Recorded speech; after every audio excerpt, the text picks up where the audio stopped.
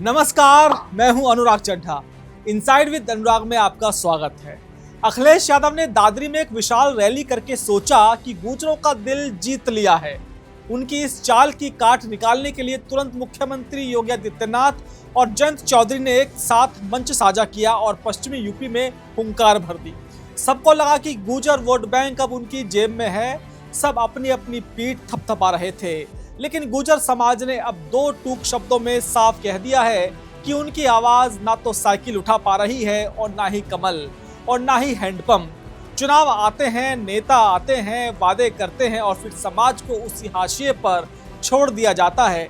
इसलिए अब गुर्जर समाज ने तय किया है कि वो किसी राजनीतिक पार्टी का मोहताज नहीं रहेगा। समाज को अपना हक छीनना आता है और इसके लिए वे खुद आगे आएंगे। दरअसल यूपी चुनाव 2027 से पहले ही पश्चिमी यूपी का गुर्जर समाज अपनी सियासी और सांस्कृतिक ताकत का असली एहसास कराने जा रहा है। तारीख है 10 मई, जगह है क्रांति धरा मेरठ। आपको बता दें कि 10 मई वही क्रांति दिवस है जब 1857 में अंग्रेजों के खिलाफ पहली चिंगारी भड़की थी और इसी दिन एक प्राइवेट यूनिवर्सिटी में संयुक्त गुर्जर परिसंघ की अगुवाई में एक विशाल गुर्जर जन जागृति सम्मेलन होने जा रहा है। इससे पहले 2 मई को नोएडा में भी ऐसा ही एक सफल ट्रेलर दिखाया जा चुका है, जहां समाज ने खुलकर चिंताओं पर हुंकार भरी। आयोजन के मुख्य रणनीतिकार भोपाल सिंह गुर्जर ने जो कहा वो हर सियासी दल के लिए एक सीधा अल्टीमेटम है। उन्होंने कहा 1857 में कोतवाल धन सिंह गुर्जर ने जो किया वो सिर्फ बलिदान नहीं था, वो सिस्टम के खिलाफ बगावत थी। आज हम संख्या में इतने मजबूत हैं, फिर भी फैसला लेने वाली कुर्सी पर हमारा आदमी क्यों नहीं है। वे शब्द बता रहे हैं कि बात अब सिर्फ योजनाओं या वादों की नहीं रही, बात अब स्वाभिमान और सत्ता में हिस्सेदारी की है। अब आप सोच रहे होंगे कि अचानक इस्लाम बंदी की वजह क्या है, इस जन जागृति सम्मेलन के पीछे का असली मकसद क्या है। दरअसल इस बार लड़ाई सिर्फ सीटों की नहीं बल्कि स्वाभिमान और पहचान की है। अगर समय में थोड़ा पीछे जाएं तो पता चलता है कि गुर्जर समाज की दो सबसे बड़ी और अहम मांगे रही हैं, जिन्हें कोई भी सरकार अब पूरा नहीं कर पाई है। पहला, अमर शहीद धन सिंह कोतवाल को भारत रत्न। 1857 की क्रांति के महानायक और मेरठ के तत्कालीन कोतवाल धन सिंह गुर्जर ने अंग्रेजों के खिलाफ जो ऐतिहासिक बगावत की थी, उसे इतिहास के पन्नों में वो जगह नहीं मिली जिसका वो हकदार था। समाज की मांग है कि उनके इस सर्वोच्च बलिदान के लिए उन्हें भारत रत्न से सम्मानित किया जाए। और दूसरा, भारतीय सेना में गुर्जर रेजिमेंट। देश की सीमाओं पर अपना खून बहाने वाले इस वीर समाज का मानना है कि सेना में उनकी वीरता को एक अलग गुर्जर रेजिमेंट के जरिए संस्थागत पहचान मिलनी चाहिए। अब इस सम्मेलन में इन मांगों को लेकर भी कोई आवाज उठती है या नहीं, यह देखना दिलचस्प होगा, क्योंकि आयोजन के मुख्य संयोजक भोपाल सिंह गुर्जर का सीधा सवाल है कि अमर शहीद कोतवाल धन सिंह गुर्जर ने जो नेतृत्व दिखाया था वो सिर्फ बलिदान नहीं था, बल्कि अन्याय के खिलाफ खड़े होने का संदेश था। आज समाज को वही नेतृत्व फिर से खड़ा करना है। अब आते हैं उस डेटा और फैक्ट्स पर जिसे देखकर बड़े बड़े राजनीतिक दलों के पसीने छूट रहे हैं। आखिर गुर्जर समाज क्यों इतना जरूरी है? क्योंकि हर पार्टी इन्हें साधने के लिए बेताब रहती है। पश्चिमी यूपी की राजनीति का कोई भी समीकरण गुर्जरों के बिना पूरा नहीं हो पाता।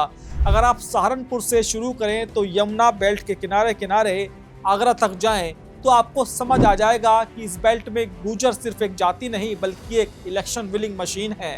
वेस्ट यूपी की करीब 40 विधानसभा सीटें ऐसी हैं जहां गुर्जर वोट तय करता है कि विधायक कौन बनेगा। राजनीतिक विश्लेषकों का मानना है कि 60 से ज्यादा सीटों पर इस समाज का वोट हार जीत का अंतर तय करता है। समाजवादी पार्टी के नेता राजकुमार भाटी तो यहाँ तक कैलकुलेशन देते हैं कि यूपी में 120 सीटों पर गुर्जर वोट बैंक सीधा दखल रखता है। गाजियाबाद, नोएडा, मेरठ, मुजफ्फरनगर, सहारनपुर, बिजनौर, संभल, शामली और आगरा, ये वो 9 जिले हैं जहां गुर्जरों का एक इशारा भी किसी मजबूत से मजबूत कैंडिडेट की जमानत जब्त करवा सकता है। यही वजह है कि चाहे वो बीजेपी हो, समाजवादी पार्टी हो, मायावती की बसपा हो या फिर कांग्रेस, हर कोई इन्हें अपने पाले में करने के लिए बेचैन रहता है। अखिल भारतीय गुर्जर महासभा के प्रदेश अध्यक्ष चौधरी दिनेश सिंह गुर्जर ने नोएडा की मीटिंग के बाद साफ कर दिया कि 10 मई का मेरठ सम्मेलन सिर्फ एक इवेंट नहीं है बल्कि ये एक मूवमेंट है। गुर्जर जन जागृति सम्मेलन के मंच से जो आवाज उठेगी वो सीधे तौर पर 2027 के विधानसभा चुनावों का नैरेटिव सेट करेगी। समाज के भीतर अब एक गहरी टीस है। गुर्जर समाज का मानना है कि जब देश की राजनीति की दिशा दशा तय हो रही है तब हमारा समाज संख्या में मजबूत होते हुए भी निर्णय लेने वाली मेजों से दूर क्यों है, क्यों हमारा प्रतिनिधित्व सीमित है। समाज इस बात को समझ चुका है कि रैलियों में भीड़ जुटाने के लिए उनका इस्तेमाल किया जाता है, लेकिन सत्ता में भागीदारी के नाम पर उन्हें झुंझुना पकड़ा दिया जाता है। अब वक्त केवल बनने का नहीं, निर्णयकर्ता बनने का है। अब इस सम्मेलन और गुर्जरों की आवाज से किस पार्टी को क्या नफा क्या नुकसान होगा, जरा उसको भी समझते हैं। सबसे पहले बात करते हैं सत्ता दल पार्टी यानी भाजपा की। 2014 के बाद से पश्चिमी यूपी में बीजेपी की जो अजय बढ़त रही है, उसमें राजपूत, ब्राह्मण, जाट, गुर्जर गठजोड़ का सबसे बड़ा हाथ रहा है। मुजफ्फरनगर दंगों के बाद से गुर्जर समाज ने एक तरफा बीजेपी के पक्ष में वोट किया है, लेकिन हालिया चुनावों में टिकट बंटवारे और सत्ता में प्रतिनिधित्व को लेकर समाज में नाराजगी बढ़ी है। अगर गुर्जर समाज अपनी अलग राह चुनता है या किसी अन्य दल के साथ मोलभाव करता है तो बीजेपी के हिंदुत्व अम्ब्रेला में एक बड़ा सुराख हो जाएगा, जिससे वेस्ट यूपी में पार्टी को भारी नुकसान उठाना पड़ सकता है। वही समाजवादी पार्टी के लिए एक सम्मेलन मौका भी है, धोखा भी।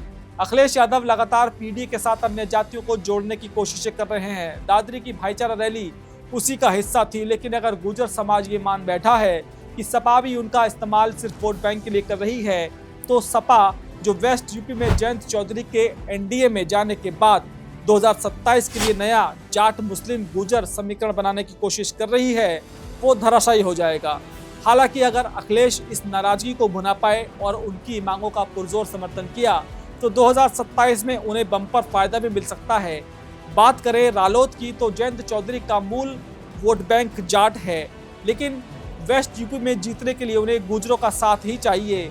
बीजेपी के साथ जाने के बाद जयंत कोशिश कर रहे हैं कि वो जाट गुर्जर एकता के प्रतीक बने, लेकिन अगर गुर्जर समाज अपने स्वतंत्र राजनीतिक अस्तित्व की ओर बढ़ता है तो रालोद के प्रत्याशियों के लिए जीत का आंकड़ा पार करना लोहे के चने चबाने जैसा होगा।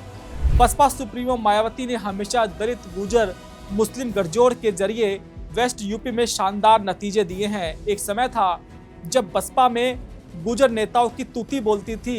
गुर्जर का यह शक्ति प्रदर्शन मायावती के लिए अपने पुराने वोट बैंक को वापस खींचने का एक सुनहरा मौका हो सकता है।